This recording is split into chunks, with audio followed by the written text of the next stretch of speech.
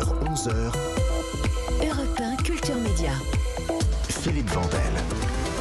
Bonjour Océane Le Rouge. Bonjour. Bienvenue dans Culture Média, vous êtes journaliste, reporter pour la télévision, vous aviez déjà réalisé des docs, notamment auprès des jeunes et des ados et de leurs problèmes. Aujourd'hui, vous signez un documentaire très personnel, le titre « Contraception masculine, la révolution du caleçon ». C'est à voir ce soir à 23h20 sur Téva, et puis aussi en replay sur Sisplay, parce que c'est un horaire tardif. Documentaire très personnel, parce qu'il commence par une question intime que vous vous posez depuis une quinzaine d'années au sujet de votre contraception à vous. Exactement, le fil rouge un peu, en tout cas le début de ce documentaire, c'est ma quête personnelle où je me suis retrouvée sans option vraiment de contraception à un moment donné de ma vie, puisque première pilule, je fais une thrombose, la deuxième, elle est retirée du marché parce qu'on se rend compte au bout de plusieurs années qu'elle augmente les risques de cancer du cerveau. J'essaye le stérilet, ça marche pas. Et vraiment, mon dernier rendez-vous avec ma gynéco, elle me dit, bon, bah voilà, votre dernière solution, c'est une pilule qui est en phase de test, mais qui risque d'impacter votre pilosité. Et là, je pense que j'ai une vision de moi pendant 2 secondes avec une moustache ou un mono-sourcil, et je me dis, non, là, c'est bon, j'arrête les frais, j'arrête de jouer avec mon corps, parce que je pense que j'ai assez donné en termes de contraception. Mais le fait est que je suis au pied du mur, et du coup, je me pose la question, qu'est-ce qui existe de l'autre côté, donc du côté des garçons? Je ne l'ai pas dit, vous avez 30 ans, donc c'est la moitié de votre vie, 15 ans. Ça fait quand même pas mal de galères. La moitié de vos vies, c'est quand même énorme. Donc, la contraception masculine, parce que ça peut exister. D'abord, juste un mot, vous n'êtes pas la seule dans ce cas. Les femmes, les jeunes femmes prennent de moins en moins la pilule. Ouais. C'est vraiment une tendance. Alors, les derniers chiffres officiels datent un petit peu, mais voilà, c'est vraiment une tendance. Il y a un désamour, notamment de ma génération, plutôt des trentenaires, on va dire, des jeunes femmes pour la pilule, parce que méfiance envers les hormones, méfiance parce que voilà, c'est quelque chose qui a des effets secondaires, qui n'est pas forcément naturel. Et effectivement, la prise de pilule est en chute libre. Alors, vous avez décidé d'aller voir les hommes. Qui avez-vous rencontré? Parce qu'il y a plusieurs méthodes de contraception masculine. D'une phrase, vous les résumez, et après on va faire cas par cas. Très bien. Alors effectivement, dans les 3 grosses méthodes, dans les hommes que je rencontre, donc il y a le premier qui a choisi la vasectomie, qui est la méthode définitive la plus connue. Il y en a un autre qui est célibataire, c'est un profil que je trouvais assez intéressant, et qui choisit la méthode hormonale. Et il y a un couple que je suis vraiment de A à Z qui choisit la méthode, donc l'homme choisit la méthode de contraception thermique. Alors je vais faire dans l'ordre chronologique du doc. Vous avez commencé par la vasectomie, on y est. C'est un couple, il s'appelle Guillaume, elle s'appelle Delphia, ils ont 37 ans tous les deux. Un mot sur cette pratique. D'abord, vous les avez trouvés comment? C'était des amis d'amis, ou ils militaient au sein d'une association? Comment vous êtes tombé sur eux deux?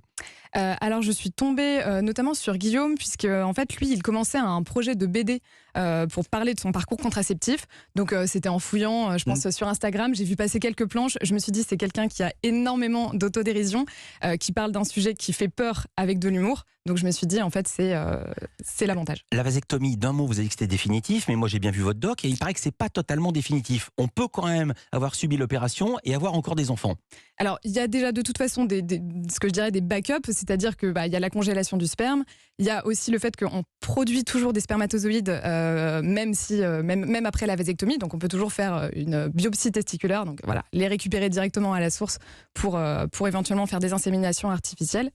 Et alors là, c'est un gros débat. En France, tous les urologues me disent, on considère, ils font signer un papier en disant que c'est définitif. Après, dans d'autres pays, je pense aux États-Unis, où ils n'ont plus l'habitude de pratiquer l'opération, c'est réversible. Alors, c'est pas simple en France. Guillaume a dû passer par 3 urologues différents avant de pouvoir faire pratiquer la vasectomie. On comprend que c'est pas encore passé dans les mœurs. Et bizarrement, c'est dans le privé que ça se passe. On l'écoute. C'était plus dans un secteur privé, sauf que secteur privé, ça coûte une blinde. Ne serait-ce que 400 la consultation, je me souviens encore le jour où Guillaume il est rentré à la maison, il me dit 80 balles pour me faire tâter les baloches, quoi. Enfin, il était fou, quoi. Alors ensuite, j'ai trouvé à presque 1 heure de chez nous une urologue dans un hôpital qui fait pas de dépassement d'honoraires, qui m'a pris en charge et ça s'est super bien passé. Super, l'urologue au top de top.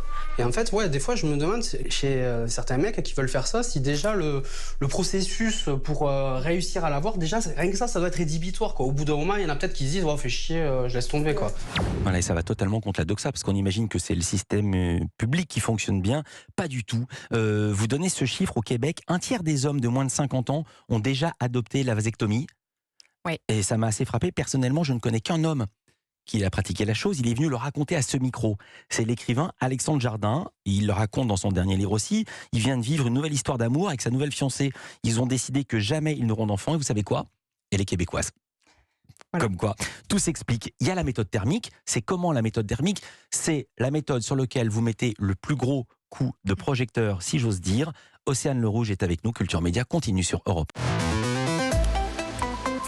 L'enchaînement n'est pas facile, mais nous y sommes. On parle de contraception masculine avec le sous-titre de ce doc qui passe ce soir, signé par vous, Océane Le Rouge, La révolution du caleçon. Pourquoi ? Parce qu'il y a une autre méthode de contraception pour les hommes, c'est la méthode thermique. D'un mot, expliquez le principe. Alors la méthode thermique, ça consiste à remonter avec différents dispositifs, donc soit un sous-vêtement, soit un anneau, dont je parle dans le documentaire, à remonter les testicules contre le corps en fait, donc d'utiliser non pas une source de chaleur externe, mais d'utiliser bien une source de chaleur interne pour réchauffer les testicules. Et en fait, quand elles sont à température du corps, les testicules, la spermatogenèse, la production de spermatozoïdes s'arrête. Alors, il y a des caleçons particuliers, d'où ce titre, La révolution du caleçon. Vous allez rencontrer un jeune couple qui a décidé de s'y mettre. Il s'appelle Florian et Emeline. Ils ont besoin d'un slip chauffant et c'est là où c'est complètement surréaliste ce reportage parce que on va de surprise, de découverte en découverte. Où est-ce qu'on pourrait trouver un slip chauffant ? On va se dire chez le marchand. Pas du tout. Il faut le fabriquer soi-même. Et une fois par mois, dans un bar de Lille, il y a, je vous cite, un atelier de couture militant.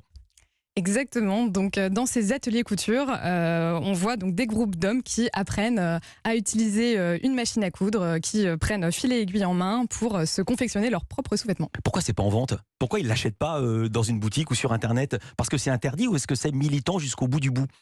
C'est juste qu'il n'y a pas assez de demande pour qu'il y ait une commercialisation pour le moment. Et puis il y a le côté aussi sur mesure, vu que voilà, il faut que ça soit adapté à la taille de chacun.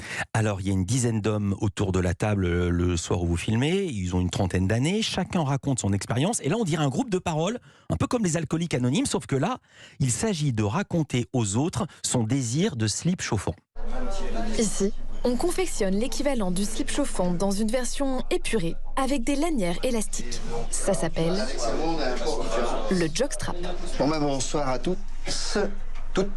Atelier donc numéro 3628. Voilà, maintenant on les compte plus. Bienvenue. Bonsoir. Bonsoir monsieur. Moi c'est Denis. Alors là normalement vous dites bonsoir Denis. Bonsoir Denis. Formidable. Je suis pas en couple, mais qui sait ce qui pourrait se passer dans 3 mois, donc moi du coup c'est ma 3e séance et je compte bien terminer mon jockstrap. Un rouge et l'or. J'en porte un aussi depuis janvier. Peut-être repartir sur le 3e modèle ce soir. On va voir. Léopard. Et du coup... J'espère avoir un léopard aussi. J'ai appris un nouveau verbe, se contracepter. Ça va même plus loin parce que on les voit qui manient le fil, l'aiguille, la machine à coudre. Et de votre propre aveu, vous trouvez ça amusant ? De l'extérieur, oui, on a l'impression que c'est un peu surréaliste et surtout de voir l'investissement parce qu'il y en a qui y reviennent pour la 3e fois. Ce que vous trouvez amusant, c'est de voir des garçons manier la machine à coudre. Dites-le. C'est vrai, c'est amusant. Il y a une petite revanche sur l'histoire et on ne peut pas vous donner tort. Il y a des ateliers comme ça à Quimper, à Paris, à Toulouse, à Nantes, vous l'avez raconté. Et vous avez aussi découvert une autre innovation thermique simple et prometteuse. C'est un anneau en silicone. Il s'appelle l'Andro Switch. Il a été inventé il y a 5 ans par un ancien infirmier du côté de Bordeaux. Il s'appelle Maxime Labrie. L'anneau a été vendu à plus de 10 000 hommes dans 50 pays. Mais... En France, la vente de l'anneau a été suspendue l'an passé, en 2021, par l'Agence nationale de sûreté du médicament, la ANSM. Pour quelle raison ? En fait, tout dispositif médical doit passer des tests cliniques. Et là, en fait, c'était en l'occurrence le créateur de cet anneau n'avait pas forcément les moyens logistiques, les moyens financiers de faire ces tests cliniques. Donc, quand il a été commercialisé, il ne passait pas effectivement toutes les étapes pour commercialiser un dispositif médical. Alors, il essaie désormais de passer les étapes. Son créateur, Maxime Labrie, vous l'avez rencontré et il a ses arguments. Écoutez. Cet ensemble de dossiers représente représente à peu près 4 années de travail et un gros million d'euros. Et ce n'est pas possible à l'échelon d'un petit porteur de projet. Ça l'est pour un lobby pharmaceutique qui est totalement désintéressé pour que ce genre d'objet puisse accéder au marché. Parce que les lobbies pharmaceutiques n'ont aucun intérêt à développer ces méthodes qui ne sont pas intéressantes d'un point de vue de marché. Et pour des raisons aussi purement socioculturelles, parce qu'en général, les décideurs dans ces sociétés, c'est des personnes d'une 50aine à 60aine d'années, hommes blancs, cis, hétéros, et qui n'ont aucun intérêt d'un point de vue de la violence patriarcale à changer la donne. Donc c'est pour ça qu'ils ne le développent tout simplement pas. Alors lui, il est plus féministe que les féministes. Rien que le vocabulaire homme blanc, cis, hétéro, déjà ça veut dire quoi cis? C'est CIS, hein, c'est pas le chiffre 6. Non, c'est CIS. 6, c'est dans le sens, c'est quelqu'un qui est en accord avec son genre assigné à la naissance. C'est-à-dire que c'est un homme hétéro qui assume le fait d'être un homme. Qui assume le fait d'être un homme, exactement. D'être un homme, pas même hétéro, qui est un homme qui assume le fait d'être un homme. Exactement. Le produit vous plaît, vous dites j'aimerais bien voir bientôt cette solution naturelle et économique dans les rayons des pharmacies. Et alors vous êtes allé, là aussi ça devient complètement lunaire, dans une sorte de laboratoire clandestin, dans un sous-sol parisien, avec des jeunes hommes qui se confectionnent des anneaux artisanaux. Exactement. C'est légal ou c'est pas légal? Pourquoi c'est un sous-sol? C'est juste la configuration des locaux. C'est légal, c'est-à-dire que de toute façon, ils ont tout à fait le droit de créer leurs propres anneaux. Et là, effectivement, on les voit jouer avec un peu du silicone, se faire leur petite tambouille, leur petite recette. Et oui, cette séquence est effectivement assez amusante. Pour reprendre notre expression, la résistance s'organise, dites-vous. Le mot résistance est très connoté, il a un sens. Résister contre quoi? Là, je le disais spécifiquement en réaction à la décision de l'ANSM. Puisque effectivement, la Haute Autorité de Santé a mis à l'arrêt cette solution qui était vraiment statistiquement la méthode la plus prisée de contraception masculine. Pardon de faire un point Godwin, mais quand on résistait, c'était contre les nazis. L'ANSM, elle n'est pas fondée, leur décision? Si, leur décision est fondée. On peut sortir des produits médicaux sur le marché comme on a envie? Non, bien sûr que non. Non, même le créateur l'admet. C'est même lui, ça va dans son sens, en fait, finalement, qui est un meilleur encadrement de cette méthode. Après, là ce que je trouvais amusant, c'est qu'il y avait tellement d'hommes qui se disaient mais en fait, on veut cette solution, peu importe si c'est artisanal, peu importe si on doit, entre guillemets, faire un peu cobaye, ils sont prêts à faire leurs propres anneaux et à tester les dispositifs sur eux. Alors, ce qui vous plaît aussi dans ce sujet, c'est les couleurs. Je vous cite, du rose, du doré, des paillettes. Ce que je trouve génial, c'est vous qui le dites, c'est que ces mecs, c'est vous qui le dites aussi, s'autorisent à assumer les couleurs qui bousculent les codes de la masculinité. Je vous le reproche pas, mais là vous êtes davantage que journaliste, vous êtes militante. Oui, je pense que c'était assumé effectivement de dire ça à partir du moment où c'est personnel, on va dire. Ce documentaire a quand même un aspect très personnel. Et ce que je trouvais drôle dans le slip ou les anneaux, c'est qu'effectivement, je pense que c'est des hommes qui sont tellement à l'aise, qui ont tellement déconstruit les mythes de la virilité qu'en fait, ils assument complètement les couleurs. Les couleurs genrées, juste avant, il y en avait un qui faisait un slip léopard avec des paillettes. Bon, c'est assumé. Là encore, petit point vocabulaire, c'est quoi des couleurs genrées? C'est le bleu pour les filles, les roses pour les garçons. En gros, voilà. Étrange conclusion de l'urologue Marc Galliano, qui sert de référent tout au long de votre reportage. Il dit, pour changer les choses, il faut éduquer les garçons. Pourquoi pas les filles? Pourquoi seulement les garçons? Et pas les enfants, pas les jeunes? Pourquoi les garçons?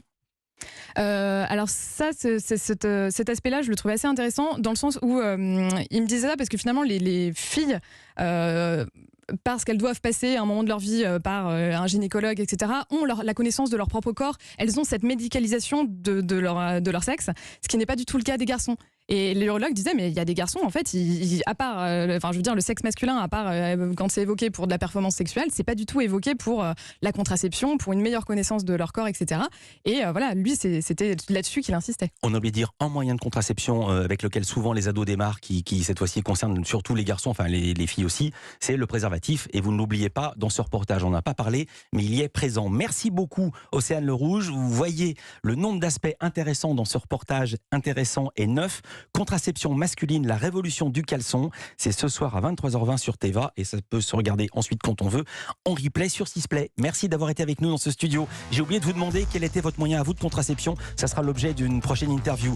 Culture Média continue sur Europe après les infos de 10h. Jeanne Chéral, la chanteuse, non pas pour un album mais parce qu'elle publie un livre, un ouvrage très particulier, personnel et érotique.